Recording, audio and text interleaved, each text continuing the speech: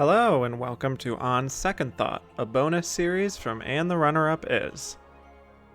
On June 13th, 2018, I released the episode of And the Runner-Up Is on the 2004 Best Picture race, where Matt Neglia and I discussed The Aviator as the runner-up that lost Best Picture to $1 Million Baby.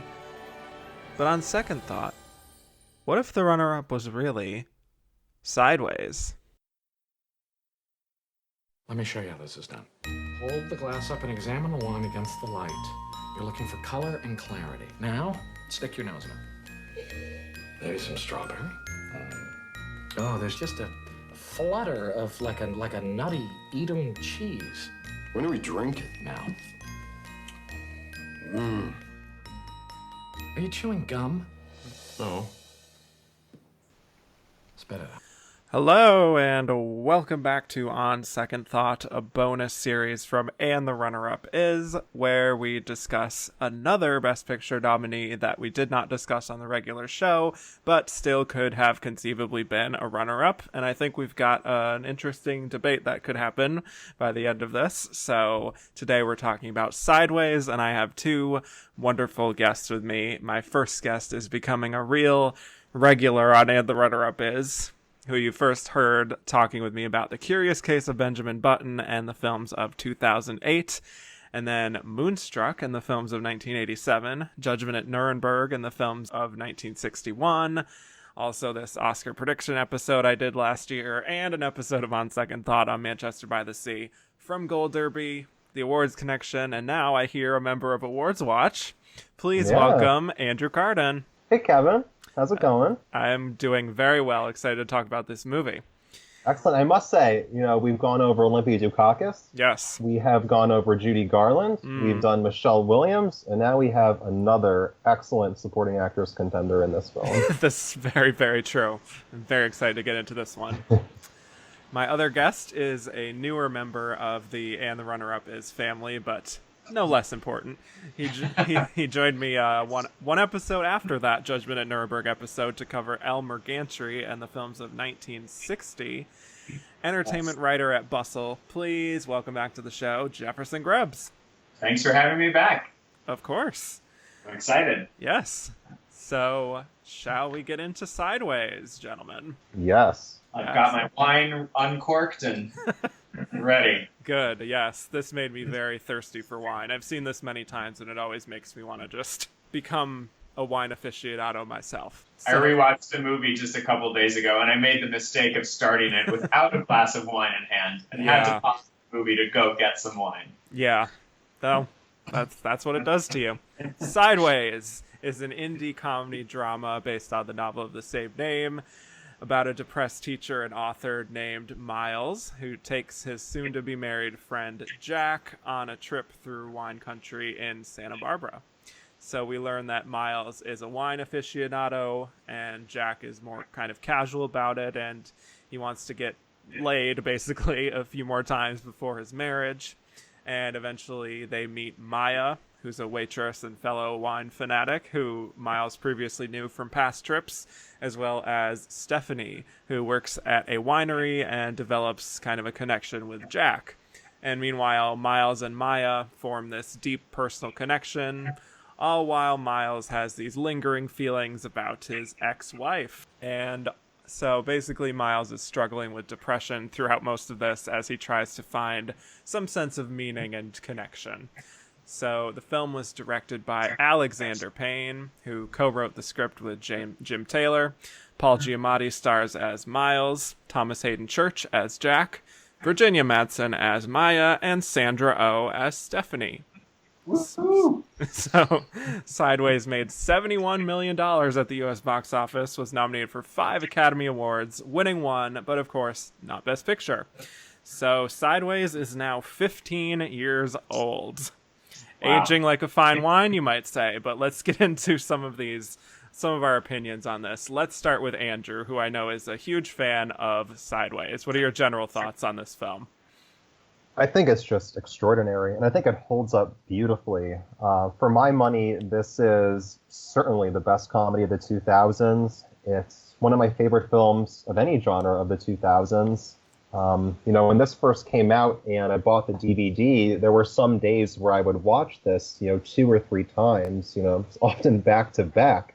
I think it's incredibly rewatchable film, and I think it's a film that brings out the best in everybody involved. I think that it's Alexander Payne's best picture, which is saying a lot given all the other wonderful films that he's done. I certainly think that it's career best work from Paul Giamatti, who's never had a lead role on this just immaculate level. And then you have the supporting players. You have, Thomas Hayden Church, who just came out of nowhere with this performance. And then you have, Sandra Oh, who I think, despite not receiving much precursor love, is an absolutely essential part of this film. And then you have, I think, the best performance of them all from Virginia Madsen in one hell of a comeback performance, considering, she hadn't done much of note in the years leading up to this. Again, she just came out of nowhere, and she is just incredible. I think the film is just a masterclass in acting and writing. I think it's beautifully shot, beautifully composed. And again, for my money, it's, one of the very, very best pictures of its decade. Very good. High praise, high praise. So, Jefferson, what are your thoughts? Well, I hope that Andrew and I can still be friends after this podcast. I remembered it pretty fondly. I hadn't watched it since the very first time I watched it, until I rewatched it just a couple days ago. And there's one scene in the movie where they're talking about wine and how it ages, but it doesn't age well forever, and then it peaks, and then it starts to decline in quality again. And I feel like this movie has reached that part of its aging process for me. I did not enjoy it as much on my second watch as I did in my memory. I think I agree with a lot of what Andrew said, actually. I think Paul Giamatti's performance is incredible. I think he's definitely the best thing about the movie. Virginia Madsen is radiant. She delivers a great performance. Sandra Oh is, she's great. She has an amazing presence, but I found her character a little thinly drawn upon a rewatch. And I don't know, there was something about the story of these two middle-aged white men that just didn't resonate with me in the year 2019, especially in the way that they face absolutely no consequences for any of their actions by the end of the movie. And I don't know. I'm interested to talk about it and how it holds up in this day and age. Yeah, I'll leave it there for now. That's very interesting. So I have seen Sideways quite a few times over the years. So I think this was either my fourth or fifth time watching this film. And while I do think, for example, that the score is slightly dated and some aspects are not exactly holding up as well, for me, there are so many elements that do still stand up 15 years later. And I think all four of the cast members, like you've said, are just delivering some of the best work of their careers. And there's such a chemistry between them. And I do think it's worth pointing out, that of these 4 stars, Paul Giamatti was the known quantity at the time. Everyone else wasn't really that well known. And yet it just feels so perfectly cast, where you really can't really picture anyone else in these roles. A very witty screenplay full of these very fantastic, juicy monologues. Those great sort of back and forth moments of everyone bouncing off each other. And it is such a basic concept of these two middle-aged white guys traveling through wine country. And that's what it is on the surface. But I think there is a deeper emotional level under everything, of Miles in particular being just totally crippled by depression and learning to get over his ex-wife and get out of this rut that he's stuck in. And also being in this place he's in his life, his 40s, which could become a time where you get kind of set in your ways. You're facing middle age. And I'm not quite Miles' age, certainly, but each time I watch it, I think it affects me a little bit more as I get older. When I was younger, I definitely sort of latched onto the broader comedy moments, but with this rewatch this past week, it actually really left me in an interesting mood after it. after it was over, because I think Alexander Payne's films can be kind of unsentimental to a fault sometimes, and I respond to each one of them quite differently. But obviously we know my thoughts on The Descendants, but this one feels very true to life for me and made with a very clear vision that I was actually quite moved at the end. So yeah, since you've both watched it multiple times as well, I'm curious from Andrew, at least, since Jefferson already talked about, seeing it in the past as well as now, if anything has changed for you in these 15 years. Well, I will say this. I don't think the film would work if it were exclusively about Miles and Jack. I think that the opening 15 to 20 minutes are probably the film's weakest stretch.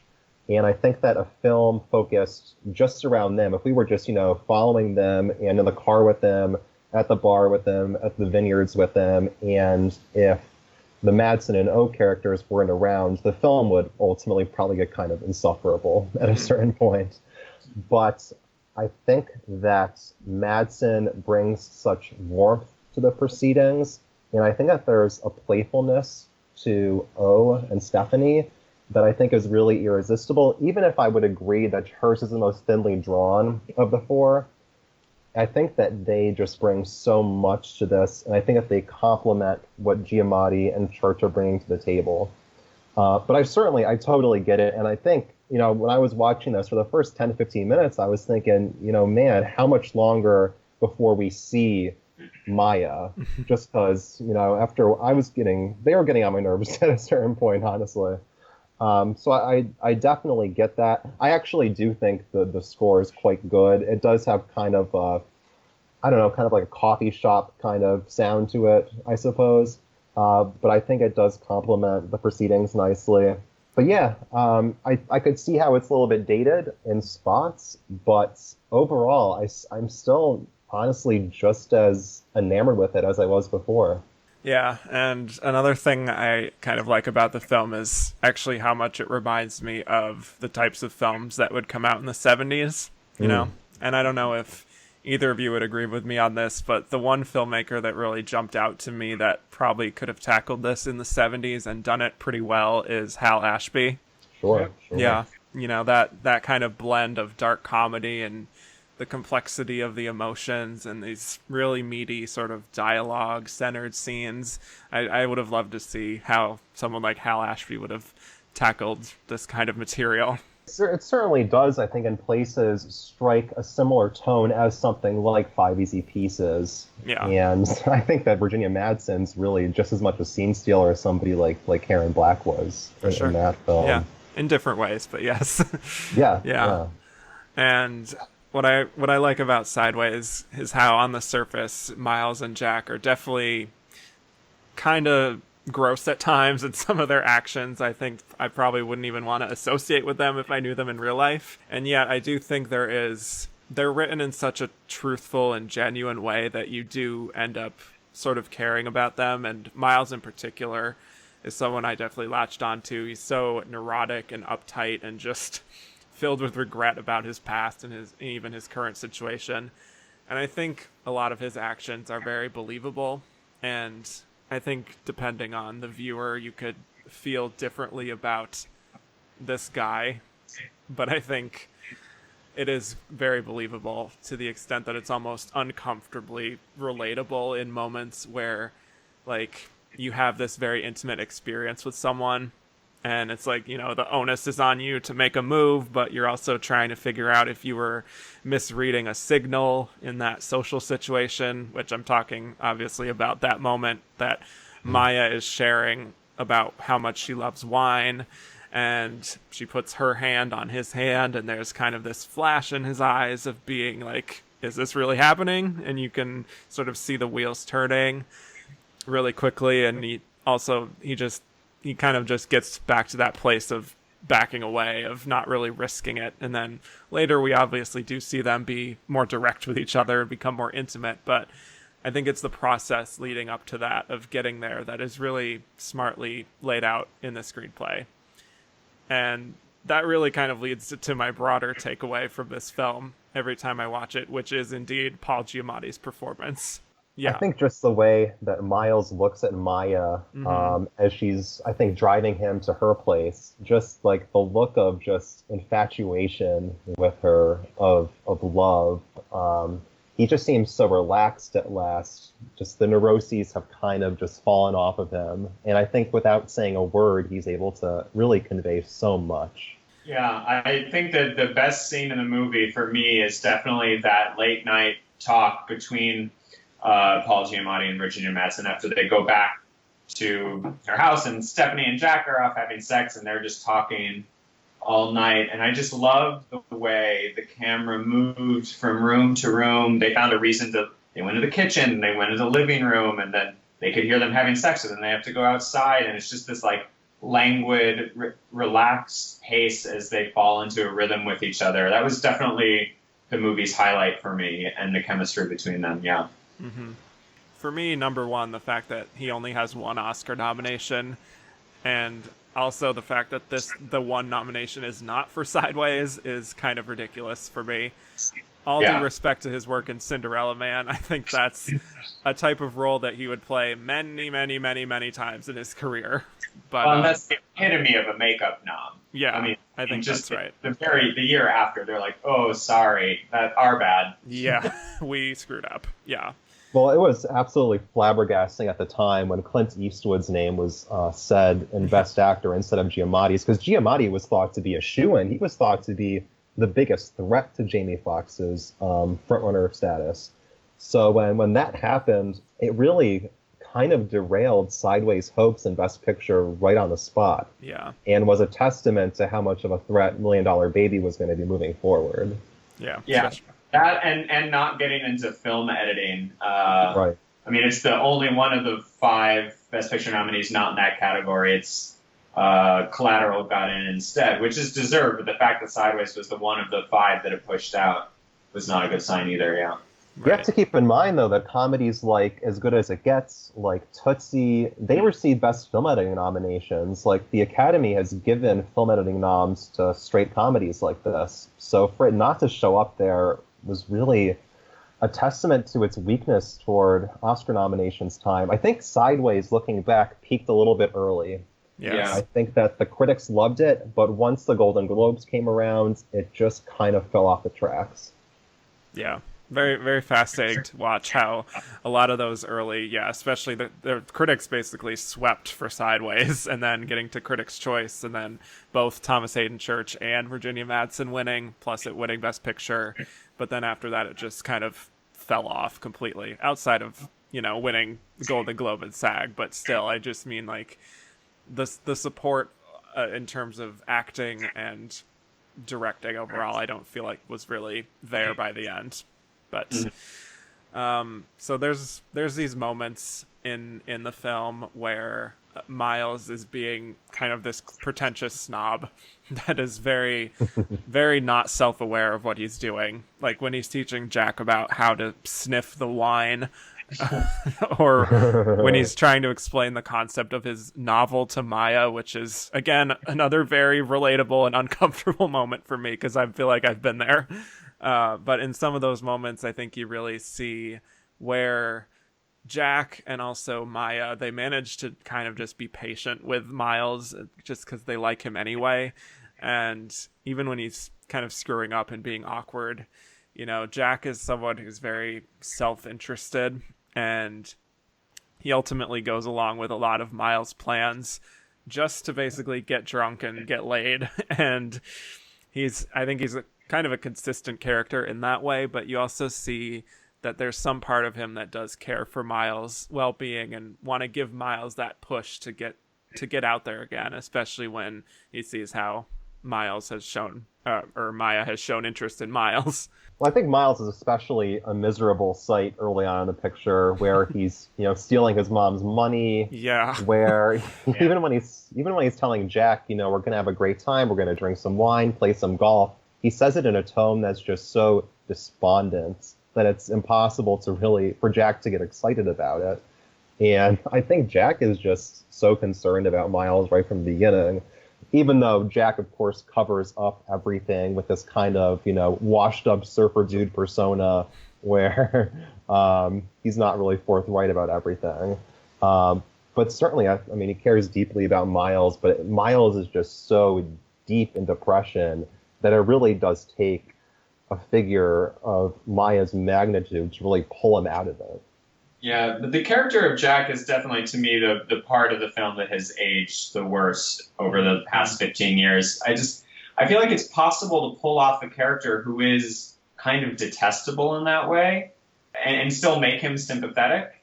And I feel like the reason he doesn't work for me, whereas, like, I remember the first time from when I watched it years ago, I remember him being, like, enjoying the comedy of his character and him just sort of being a buffoon. And, like, now, though, the reason I feel like the character didn't work for me on a rewatch is there doesn't feel like there's any growth to him. I feel like he's just as detestable by the end as he is at the beginning.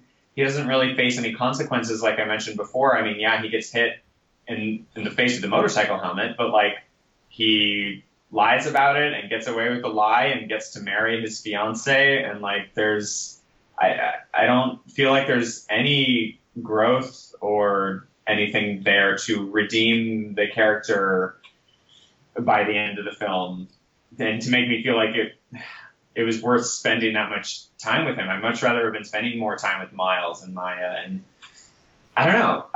How do you guys feel about the Jack character? Well, I think it is a jarring sight to see him embraced by the family at the end after everything that we've seen him pull throughout the film. And I mean, I suppose that's Alexander Payne's point. Right. I do think it's certainly the most detestable of these characters by far, obviously. Mm-hmm. And it's probably the least performance of the four. But I do like a lot of the touches that Church brings to the character. I like when they're on the golf course and he's swinging the clubs around like he's Frankenstein's monster. Yeah. I think that he's a great comic actor. The character is just so detestable that it might be impossible to really instill much of any humanity or sympathy or empathy into it. And I think he tries his best, and I think it's really inspired casting. Payne perhaps could have gone with somebody, a more well-known name. But, I think he does what he needs to. It's just the character itself hasn't aged terribly well. I don't think it's really the performance that hasn't aged too well. I agree with that, Yeah. I think Thomas Hayden Church is very accurate in portraying this specific type of douche, right, who is just, like, so eager to cheat on his fiance. And there is such a specificity to his performance. I think that this is a character that he feels like the kind of guy who was good looking in his prime, who got by on being charming and flirty, but beneath the surface, there's just nothing there. And you see kind of almost why his career failed, honestly. And it feels like he's a guy who's just winging it and trying to enjoy his life, but also is very, very selfish and inconsiderate in trying to pursue those things. But even through all of that, I think Church is charming enough and gives the character a certain level of, you kind of want to laugh along with him at times. That it's a solid performance. That, yeah, I mean, the character is pretty loathsome, but I get what you're saying. He's nice to Stephanie's daughter. I mean, there's that. Yes, I guess we can sort of count that as something. I definitely want to talk about Virginia Madsen. Definitely a major highlight for me as well. She has this beautiful, warm, earthy presence to her as we're introduced to her. And that moment where she reveals exactly what made her so passionate about wine enough to study horticulture and get involved in the process. I think her monologue there on the page could be seen as slightly overwritten. But the way that Virginia delivers it, I think you believe every single word of it, because she kind of underplays it in a way. And she's so vulnerable in the way that she is describing this very complex feeling of wine being like this living, vulnerable, sort of breathing thing. And it's constantly changing, and there's all these variables when the grapes are picked, whether it was raining that day, that whole thing, and the precise time that you open it up. And of course, all of this is sort of subtext for who Maya is as a character and how she's constantly changing herself, and now she's developed this deep connection with Miles that she maybe didn't expect to have before, but now she's just sort of going with it. And all throughout this scene, you know, she's lit in that warm glow, and it's such a seductive scene of just these two people opening up to each other, taking a risk. And I think I totally agree that is a complete high point of the film, where everything just disappears. Really beautifully done. Yeah, the metaphor of the wine for people is not subtle, right? but it is beautifully evoked through the characters themselves. It really resonates through their performances as they open up to each other, and you see their color and different tints to their personality that you hadn't seen before until they decide to open up with each other. Yeah, great scene. Yeah, I think that Madsen just, again, exudes such warmth. She really is so irresistible in this role. I think that she and Giamatti have just a wonderful rapport. I think that their dates together, or, you know, their day together after they've slept together, it's, you know, so beautifully shot. But again, she does radiate on the screen. She just looks so beautiful. And she just has the most wonderful voice. You know, at the end when he checks his messages and her voice comes on, I mean, tears always come to my eyes, just because, I mean, there's just something so beautiful about this role and about her performance. You know, when she's telling Miles in the message, you know, did you really go through that? You know, it's just such an all-around lovely and enchanting and wonderful performance, and it makes me sad that she never really got another role nearly on this level afterwards. There really wasn't a good follow-up to this. But, you know, we did get this one performance, and it's one hell of a performance, certainly among my favorite Best Supporting Actress nominations from this decade. Thank you for listening to this preview of On Second Thought, a bonus series from And the Runner-Up Is. If you liked what you heard and want to hear more, please go to patreon.com/andtherunnerup.is and become a patron. Only $3 a month will get you access to bonus episodes, a Slack channel, and early access to regular episodes. Thank you so much for your consideration.